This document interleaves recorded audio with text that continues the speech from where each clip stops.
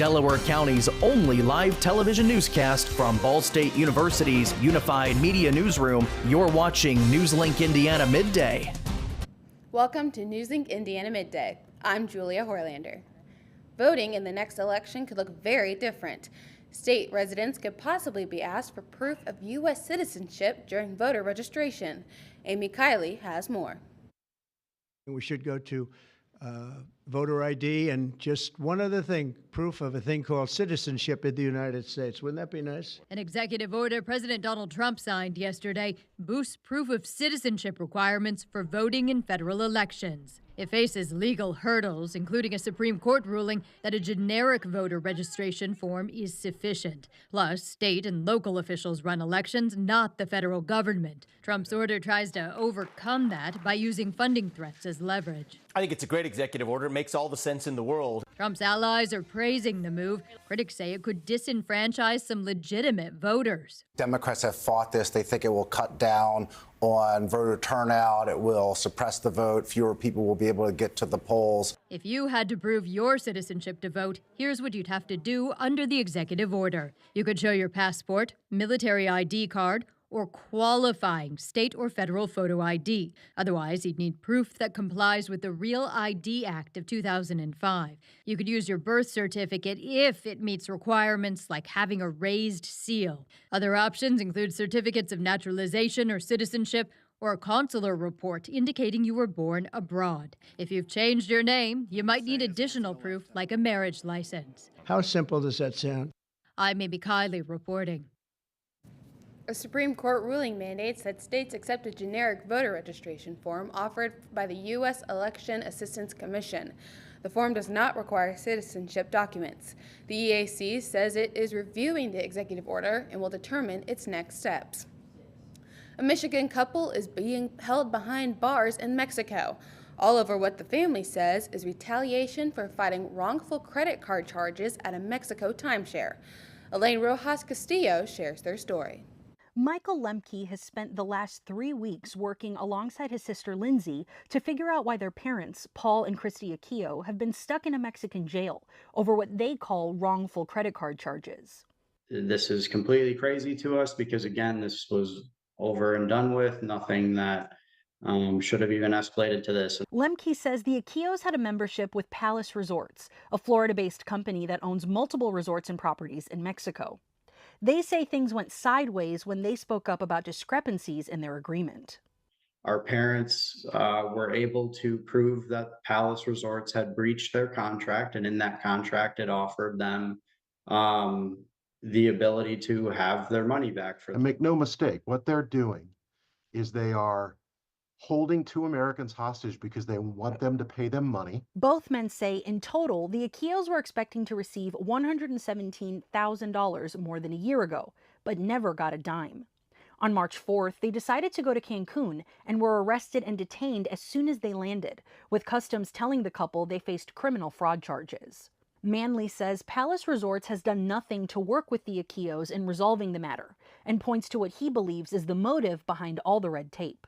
And I think they realized that their daughter, who was one of Larry Nassar's victims, who was horribly abused by him, got a very large settlement, and I think they're after the settlement. So far, Lemke says his parents have struggled, with his mother losing 25 pounds and only getting to see her husband 3 times in the 21 days since their arrest. We've also just been struggling to stay in communication with them and get them the information they need or get them the basic necessities that they need. Congressman Tom Barrett released a statement about the case, saying in part, "I have spoken to their family and assured them that my team and I took immediate action and are doing everything we can to help." At the last court hearing, Manley says Mexican courts gave Palace Resorts 6 more months to gather evidence and denied the Aquillos' request for house arrest, ordering them to remain in jail until then. While no court date has been set, Lemke says his family is focused on resolving this issue as quickly as possible. It just shows you how unsafe you can really be, even if there's really nothing that you've done that's wrong. A Connecticut woman accused of imprisoning her stepson for nearly 2 decades will appear in court Wednesday. 56-year-old Kimberly Sullivan is facing charges of kidnapping, assault, and cruelty. Prosecutors allege she kept the boy in his room, denying him food and subjecting him to relentless abuse. Her now 32-year-old stepson was found emaciated after police responded to a fire at his home on March 12th, weighing just 70 pounds at 5'9". He told police he started the fire on purpose to escape his captivity. Detailing his years-long abuse, the man said he was locked in a storage room, surviving on minimal food and water. Let's take a look at today's NewsLink Indiana weather. These are the conditions right now. It's 45 degrees under partially cloudy skies. Expect more clouds this afternoon with a high in the mid-50s. Things will warm up in the 7-day forecast. Get ready for highs in the 60s and 70s this weekend. However, there will be a chance of showers almost every day. Dollar Tree is parting ways with Family Dollar after purchasing the discount retailer a decade ago. Two private equity firms are set to buy Family Dollar for $1 billion. That's just a fraction of the $9 billion that Dollar Tree spent buying it in 2015. The deal is pending regulatory approval, but is expected to go through next quarter. When someone is diagnosed with cancer, it's more than just the patient who is affected by it. There's one place that offers a community for their families and kids. NewsLink Indiana's Abby Urban has a look at how Camp Kesem connects young people through life's unexpected growing pains. According to the CDC and the American Cancer Society, over 5 million children are impacted by their parents' cancer diagnosis in the United States. These children can experience a loss of social interest, increased anxiety, and hopelessness. Camps and programs like Camp Kesem are going to change that, though, with community and a little magic. I mean, Kesem technically means magic, and there's definitely, I don't know, you don't realize it at first, but then all of a sudden you walk away and it's like, there's an effect that it has on you that's super just undescribable, that I can only describe as magic. Camp Kesem is a national nonprofit organization that helps children ages 6 through 18 who've been affected by a parent's cancer or cancer diagnosis. They offer free summer camps and other events during the school year to give kids a place to just be themselves with kids just like them. No child has to be alone. No child has to be alone going through their parents' cancer. It gives them an outlet. It gives them a community. Kesem encourages the magic of camp even more by embracing chosen nicknames. Nicknames are either created out of straight whimsy or a memory of a parent's cancer.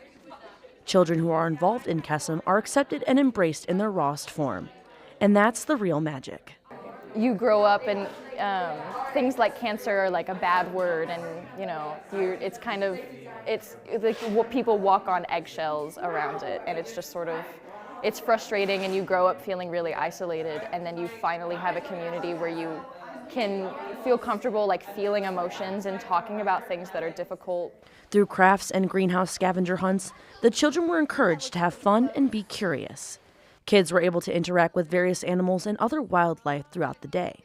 Not only does this camp help build the community within the campers, volunteers and camp counselors feel it just as much. My favorite thing about Camp Kesem is all the campers. I love to meet with them. I love to work with them. I love to see them grow and to make friends and to have huge smiles on their faces by the end of camp. Although the grieving process can be hard, Kesem reminds and continues to remind campers and volunteers alike that they always have a friend through and beyond a parent's cancer. In Muncie, Abby Urban, NewsLink, Indiana. To get involved or find a chapter near you, you can go to kesem.org. Miley Cyrus has announced a new album coming out soon. After a week of teasing on social media, the Grammy Award-winning singer revealed some details about her 9th album titled Something Beautiful. The cover shows Cyrus wearing Thierry Mugler couture from 1997. She says the album will feature 13 original tracks. It releases May 30th and is available for pre-order now. And that's your NewsLink webcast for today. Thanks for joining us. Be sure to join us tonight at 6:57 on Ball State PBS. And for news anywhere, anytime, go to ballstatedaily.com.